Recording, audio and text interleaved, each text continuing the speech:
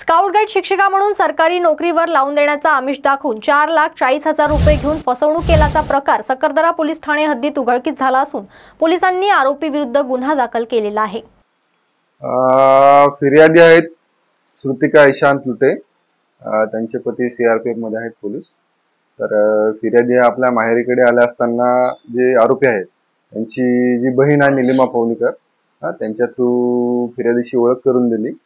फिर्यादी आणि त्यांची ओळख झाल्यानंतर फिर्यादी हे एज्युकेटेड असल्यामुळे, चांगले शिक्षण झाल्यामुळे तुम्हाला स्काउट गाईड शिक्षिका म्हणून सरकारी नोकरीवर लावून देतो, तरी त्यासाठी 7-8 लाख रुपये लागतील असे सांगितले। त्यापैकी त्यांचे बोलणे वगैरे होऊन फॉर्म वगैरे भरणे, ऍडमिट कार्ड देणे, परीक्षा केंद्र आपला नागपूरला झालेले परीक्षा केंद्र एका ठिकाणी, त्यानंतर त्यांना जॉईनिंग पण देण्यात आली। त्यांच्याकडून एकूण 4,40,000 रुपये घेतले।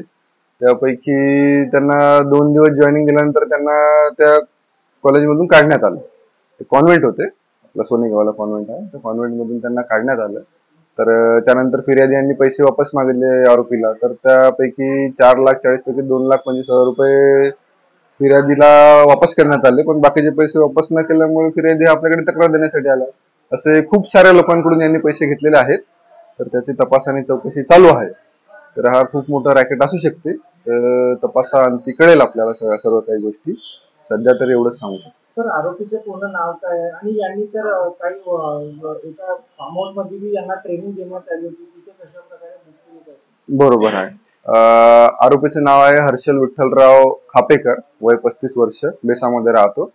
आणि यांची एक्झाम जी आहे ती शंकरराव धापड काहीतरी कॉलेज आहे आपल्या याला वर्धा रोड वरती, तिथे यांची एक्झाम झाली। 5 ते 6 लोकांची